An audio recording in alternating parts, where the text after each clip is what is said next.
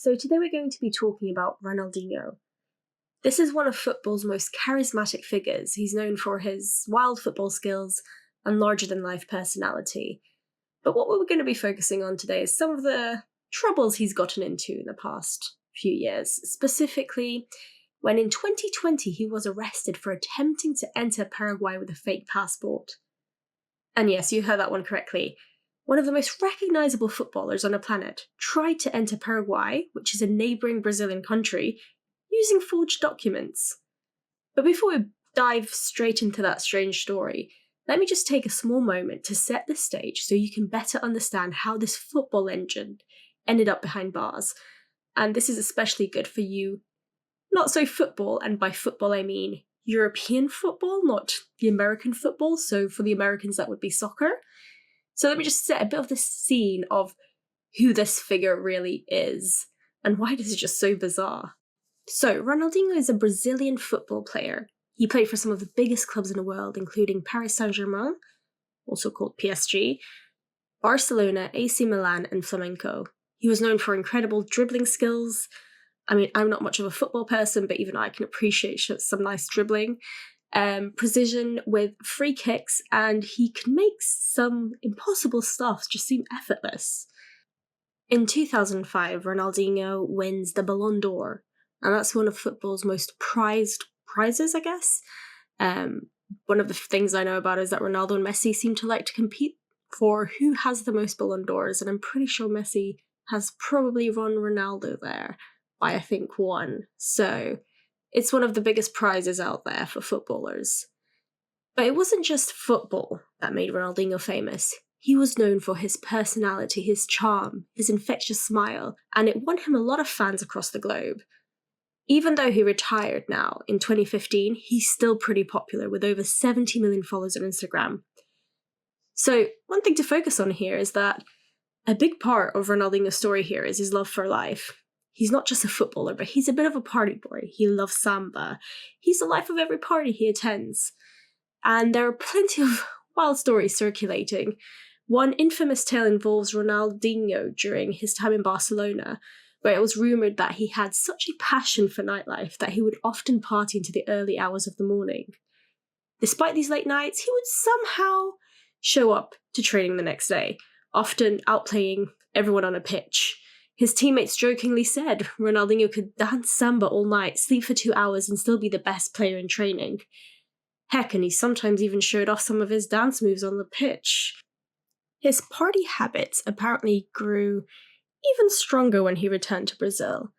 I believe it was also rumoured that when he signed on with certain clubs, and I think Flamengo in Brazil was one of them, there were certain clauses in his contract that allowed him to party a few nights a week without any repercussions. In Rio de Janeiro, Ronaldinho was often seen attending carnivals, hosting extravagant house parties, and spending time with a rotating cast of celebrities, models, and musicians. He became famous for weekend long parties, some of which included live samba bands, endless bottles of champagne, and private DJs flown in just for the occasion. And one story that truly cemented his wild reputation was when rumours swirled that he was living with 2 women at the same time, and even considered marrying both in a joint ceremony. I mean, he later denied those marriage claims. The women reportedly both lived with him in his mansion and would often be spotted together at public events, adding to that, I guess, mystique of Ronaldinho's free-spirited and hedonistic lifestyle. Now, this is where we come on to some of the more spicy stuff. So let's get into some of Ronaldinho's finances and how he gets into a bit of trouble with the law. So his financial empire isn't just built on his footballing prowess. At his peak, he had 60 properties scattered around Brazil. He wasn't just living large, he was living like royalty. His earnings were massive. He pulled in over 90 million during his football career, and that doesn't even count the lucrative sponsorship deals from the likes of Nike, which must have brought him millions annually. At one point, his wealth seemed untouchable, and he had an indulgent lifestyle that mirrored this image of success. Private jets to exotic vacations, endless parties. Now, one thing to bear in mind here is Ronaldinho's relationship with his brother, who is around 9 years older than him. You see, when Ronaldinho was just 8 years old, his dad tragically dies in their family swimming pool, and that leaves Roberto to step in and take on the role of, protector. Roberto was once a talented footballer himself, but he had an injury that really stopped his chances of playing football at high levels again. So I guess he turned his ambitions to managing Ronaldinho's career and financial adventures. From that moment on, he became not just, a brother, but a patriarch for the family. And this relationship really hasn't been without controversy. So Paulo Odoni, who is this former president of Grêmio, which is Ronaldinho's first football club, claimed that Roberto was abusive in Ronaldinho's life. I guess some of the concerns was that Roberto controlled too much of Ronaldinho's life, with decisions being made more for that financial gain than for his well-being. And in 2012, Roberto himself gets into some legal troubles. He's convicted of money laundering. And despite these issues, Ronaldinho always remains loyal to his brother, trusting him completely. And Roberto still has a massive role in Ronaldinho's financial affairs. So let's fast forward now to 2015, and Ronaldinho and his brother are convicted for the illegal construction on his lake house property in Porto Alegre in Brazil. Apparently, they built an illegal fishing platform and structures in a protected area of Brazil's beautiful Lake Guaiaba. So Brazilian authorities ordered them to tear it down and pay $2 to $3 million in environmental fine. In addition to this, there were apparently creditors seeking to recover around $2 million in other debts, including some taxes. And now you'd think a few $1 million would be nothing for a guy like Ronaldinho, right? Wrong. The two brothers didn't comply with the order to tear down the illegal structures, and they didn't pay the fine. I don't know, maybe they just thought it would go away. But instead, it led to Brazilian authorities in 2019 deciding to confiscate 57 properties, cars, a painting, and a snooker table from Ronaldinho's home, along with his passports. Now, Ronaldinho has a Brazilian and Spanish passports, which were confiscated. I guess the Spanish nationality he must have acquired during his time in Spain when he was playing, with Barcelona. So what this means now is that Ronaldinho is grounded. He's unable to leave the country. And ironically enough, during this time, he is also named Brazil's tourism ambassador. So he's essentially this tourism ambassador who can't be a tourist himself, which is a bit ironic. But I guess that means he can dedicate himself to his new role in his new country. And now another weird oddity that happens around this time is that there's rumors that spread that Ronaldinho's bank accounts are nearly empty. Allegedly, when authorities try to collect on fines, they reportedly find just a few dollars in his account. Now, this is weird to me because there's other reports of him being worth over $100 million and getting paid $150,000 to $200,000 for social media posts. Not to mention, he owns 57 properties. I'm hoping most without mortgage. So maybe he has accounts elsewhere, I guess, which surely have more than $6. And surely enough, in September 2019, a week after being named tourism ambassador, Ronaldinho agrees to pay the fine to the Brazilian government in return for his passports. And some local media even reports that Ronaldinho and his brother were able to negotiate to pay about 30% less of this fine, and they also agreed to undo the damage they did to the lake area. So now let's jump to the 4th of March 2020. Ronaldinho and his brother Roberto, who is acting as his agent, traveled to Asunción in Paraguay on what seemed like a routine trip.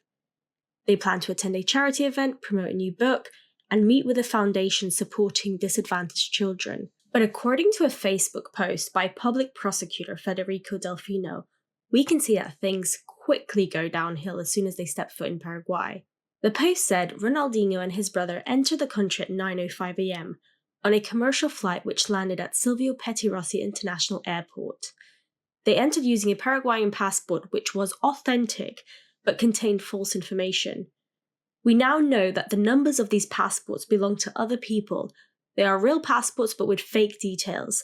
They were issued in January 2020 and the ID cards, which were given to them when they arrived, in December. And this despite having left Brazil on their now returned Brazilian passports. So what seemed to have flagged to border officials was that the Paraguayan passports that used their own names indicated that Ronaldinho and his brother were naturalized Paraguayan citizens. But to be naturalized, you need to live in Paraguay for a few years. And I guess for such a prolific football figure, it would likely be known to many Paraguayans that the brothers had likely not met this criteria to have the citizenship. Now, the truly bizarre thing in this whole story is that Brazil and Paraguay are Mercosur members. And this means that Ronaldinho and his brother, as Brazilian citizens, do not need a passport or a visa to travel to Paraguay. So essentially, he could have used his Brazilian ID card, or apparently even a driving license, to enter the country. After being questioned at the airport, both Ronaldinho and Roberto were initially allowed to continue with their schedule.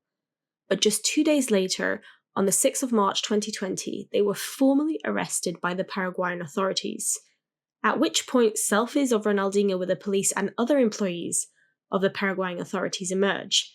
Now just imagine being arrested by someone and then having to take selfies with the people that arrested you. So yeah, definitely some interesting stuff coming out of there.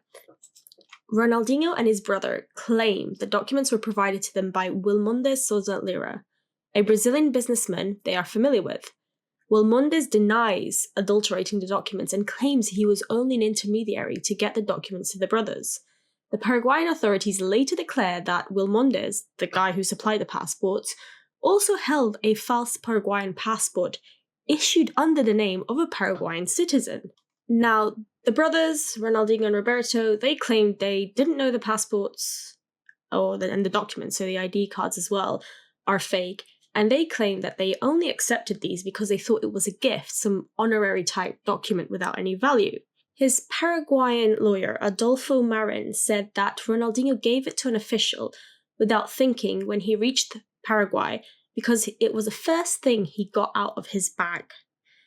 A funny part is Ronaldinho's lawyer, Marin, defended his client's action by stating, and I quote, of course this is translated from Spanish, he didn't know he was committing a crime because he didn't know they'd given him false documents. He's stupid.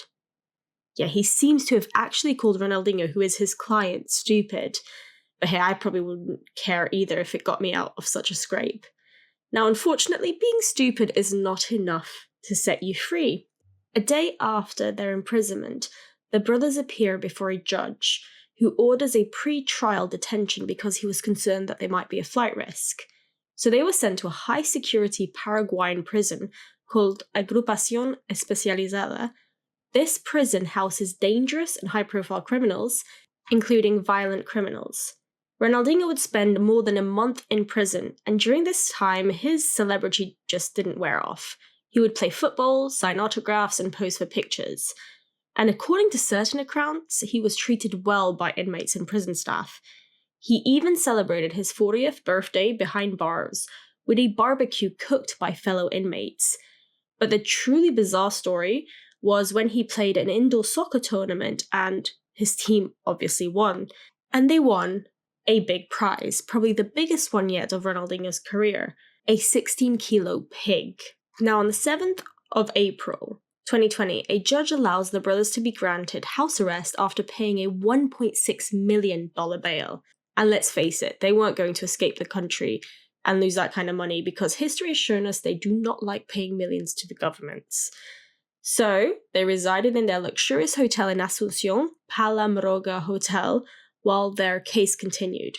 From April to August 2020, while the brothers remained in this hotel, over a dozen people, including Wilmondes, which is the guy who gave them the passports, were arrested. And while the case spurred quite a lot of speculation about links to money laundering, this was never proven. During a brief interview with ABC Color, Ronaldinho expressed his shock of the situation and his desire for it to just end, so that he could return home to his family, especially his mother, who had been struggling with the COVID-19 pandemic. And after 6 months since the ordeal started, Ronaldinho and his brother strike a plea bargain with the Paraguayan prosecutors, and they agreed to pay $90,000 for Ronaldinho and $110,000 for Roberto, and agreed to a suspended prison sentence of 2 years. So the agreement allows them to return home to Brazil. However, they'll have to periodically check in with Brazilian authorities to ensure that they adhere with the conditions of their sentences. So they returned to Brazil in the end of August 2020, with Ronaldinho maintaining he had been duped into accepting falsified passports, and his defense team continuing to argue the footballer was a victim of a larger scheme.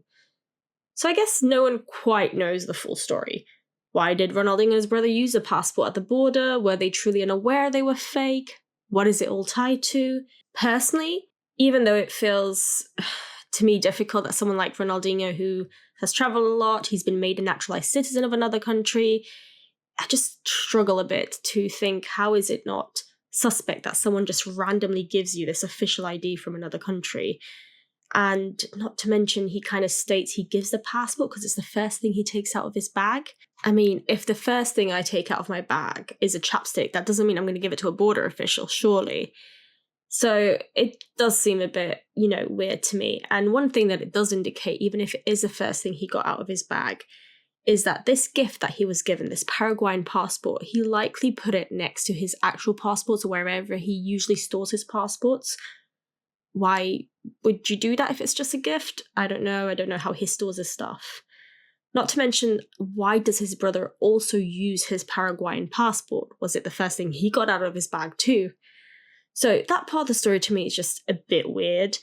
But I guess that's not to say that I necessarily think they're guilty, because personally I also find it hard to see a reason for him to be involved with something so daft.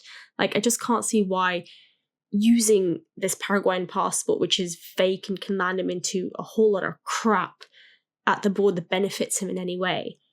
I don't know, maybe he is used to being given gifts and he does have history of cozying up to high-level politicians, so maybe he did genuinely think he was just being made an honorary citizen or something. I mean, more bizarre things have surely happened.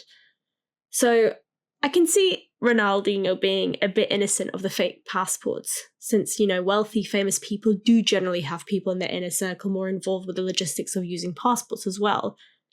So I don't know, I do think his brother could have a bit more of a bigger role to play as to why they both use the passports, because he is the manager, even if unwittingly. I'm not saying he was knowingly involved in any of the schemes.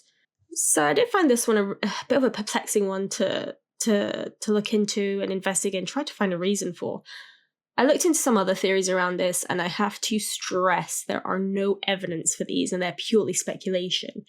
But one theory is that Ronaldinho might have unwittingly been caught up in a business or fraud scheme. So this is slightly supported by the fact that Wilmondes, who is the guy who gave the passport to the brothers, was arrested, and the investigation expanded into money laundering. So they might have tried to use Ronaldinho as a cover for illegal activities or to legitimize them so they don't look as shady. Other theories were that being Paraguayan can help avoid legal and financial issues, or it can make local dealings such as buying property or tax perks better. So I guess the theory is that it could have provided the brothers with financial perks. Now, what I don't get about this theory is that why do you have to go through the border with this fake passport?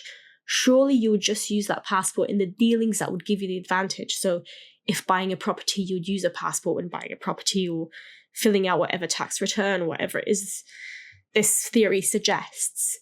But you would not give it at the border, where border officials are looking out for this kind of stuff. You would avoid that kind of scrutiny.